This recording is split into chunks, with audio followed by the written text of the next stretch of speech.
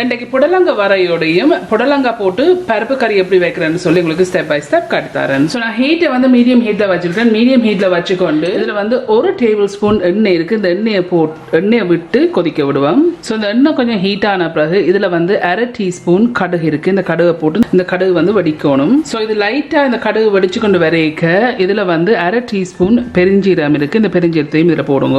இதில் வந்து சின்ன வெங்காயம் இருக்குது. ஒரு அளவான வெங்காயம்னா 2 அல்லாடிக்கு 35 கிராம் சின்ன வெங்காயம் இதையும் இதில் போடுங்க.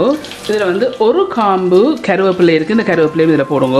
இதை போட்டு மிக்ஸ் பண்ணி போட்டு இதை ஒரு 2 அல்ல ஒரு 3 நிமிஷம் வதங்க விடணும். 1.5 நிமிஷமா வதங்கி கொண்டிருக்கு. இந்த 1.5 நிமிஷத்துக்கு பிறகு காஞ்ச மிளகாய் ஒரு சின்ன மிளகாய் 4 பெருசுன்னு சொன்னால் 2 போட்டால் காணும். இதையும் இதில் போடுங்க. ஸோ இதை மிக்ஸ் பண்ணி போட்டு இன்னொரு 1.5 நிமிஷம் வதங்க விடுவோம்.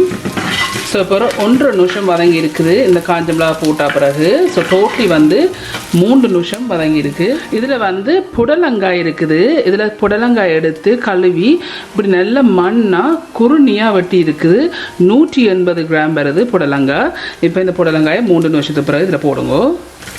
உங்களுக்கு தேவையான அளவு உப்பு சேருங்கோ. பட் நான் இதில் ஒரு 1/2 டீஸ்பூன் உப்பு சேர்க்குறேன். உங்களுக்கு இது ஆப்ஷனல். ஆனால் இறால் போட்டிங்கன்னு சொன்னால் டேஸ்ட்டாக இருக்கும். 4 இறால் அல்லாடிக்கு 45 கிராம் இறால் எடுத்து அதையும் நல்ல குறுநியாக வெட்டி இருக்கிறேன். இப்போ இதையும் இதில் போடுங்க. இதில் வந்து 1/2 டீஸ்பூன் மஞ்சள் இருக்குது. இந்த மஞ்சளையும் இதில் போடுங்க. இதில் வந்து ஜஃப்னா கறி பவுடர் இருக்குது. ஒரு 1/2 டீஸ்பூன் இருக்குது. இதையும் இதில் போடுங்க. போட்டுட்டு இதை நல்லா மிக்ஸ் பண்ணி விடுங்க. ஸோ இப்போ நான் இதை மிக்ஸ் பண்ணிட்டேன். மிக்ஸ் பண்ணி போட்டு 3 நிமிஷம் மீடியம் ஹீட்லேயே இதை வதங்க விடுவோம். ஒரு 1.5 நிமிஷம் ஆயிருக்குது. கிளறி விடுங்க. ஸோ இந்த புடலங்காயை நல்லா மண்ணாக விட்டுனீங்கன்னு சொன்னால் கிண நேரம் வைக்க தேவையில்லை, டக்குன்னு அவிஞ்சிடும். ஸோ இப்போ இதை மிக்ஸ் பண்ணி போட்டு இன்னொரு 1.5 நிமிஷம் வதங்க விடுவோம். இப்போ இன்னொரு 1.5 நிமிஷம் ஆயிடுச்சுது. ஸோ டோட்டலி 3 நிமிஷமாக இதை நான் வதங்க விட்டுனான். இதனால் மிக்ஸ் பண்ணி போட்டு தேங்காய் பூ இருக்குது. 1/4 கப் எல்லாட்டிக்கு 25 கிராம் வருது. இப்போ இந்த 3 நிமிஷத்துக்கு பிறகு இதை போடுங்க. போட்டு இதை நல்லா மிக்ஸ் பண்ணி விடுங்க.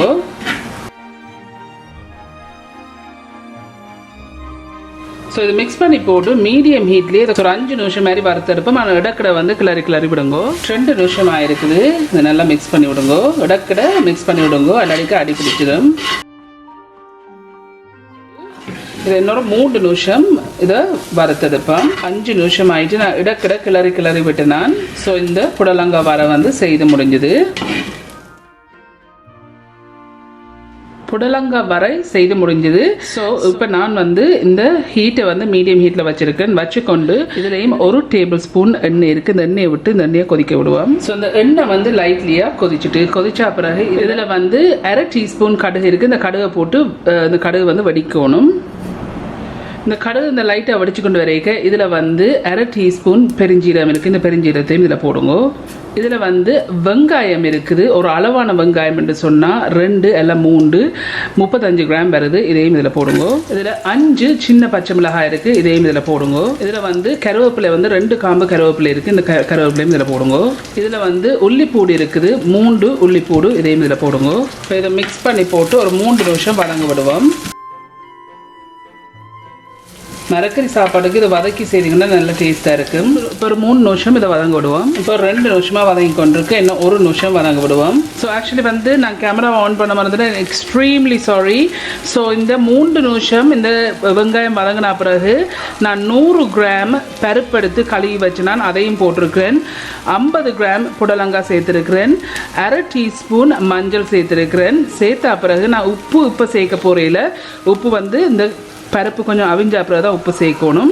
இதில் வந்து 1 கப் எல்லாட்டிக்கு 250 மில்லி தண்ணி இருக்குது. இந்த தண்ணியும் இதில் விடுங்க. ஸோ இதில் இன்னொரு 1/2 கப் தண்ணி இருக்குது. எல்லாமே வந்து 375 மில்லி தண்ணி சேர்த்துருக்கிறேன். இப்போ இதை மிக்ஸ் பண்ணி போட்டு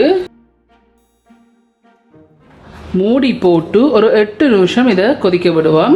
இடக்கடை பாருங்க எல்லாத்தையும் பொங்கி மேலே வந்துடும். 8 நிமிஷமாக இதை அவிய விட்டு நான்.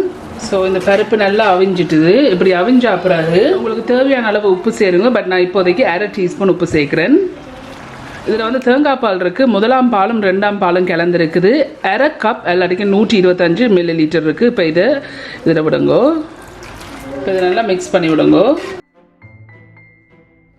இந்த பால் விட்ட பிறகு மூடி போட்டு இன்னொரு 3 நிமிஷம் இதை கொதிக்க விடுவோம் மீடியம் ஹீட்லேயே. ஸோ இப்போ 3 நிமிஷமாக இதை மூடி போட்டு கொதிக்க விட்டு நான் அந்த 3 நிமிஷத்துக்கு பிறகு இதில் மிளகு பவுடர் இருக்குது, ஆப்ஷனல், உங்களுக்கு விருப்பம் இருந்தால் நீங்கள் போடலாம். 1/4 டீஸ்பூன் இருக்குது, இதையும் இதில் போடுங்க, போட்டு மிக்ஸ் பண்ணி விடுங்க. இதில் மூடி போட்டு இன்னும் 2 நிமிஷம் கொதிக்க விடுவோம் மீடியம் ஹீட்லேயே. இப்போ 2 நிமிஷம் ஆகிட்டுது, உப்பை செக் பண்ணி பாருங்க. ஸோ நான் போட்ட 1/2 டீஸ்பூன் தாராளமாக எனக்கு காணும். ஸோ இதை மிக்ஸ் பண்ணி போட்டு அடுப்பை நிப்பாட்டுங்க. ஸோ இப்படித்தான் இந்த புடலங்காய் போட்டு பருப்பு கறி வைக்கிறது நாங்கள் செய்கிற முறை. இப்போ இது செய்து முடிஞ்சுது.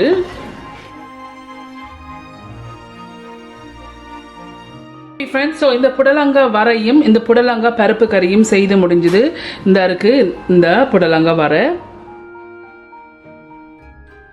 இந்த இருக்கு இது புடலங்காய் பருப்புக்குள்ளே போட்டு வைக்கிற புடலங்காய் கறி, இதுவும் செய்து முடிஞ்சுது.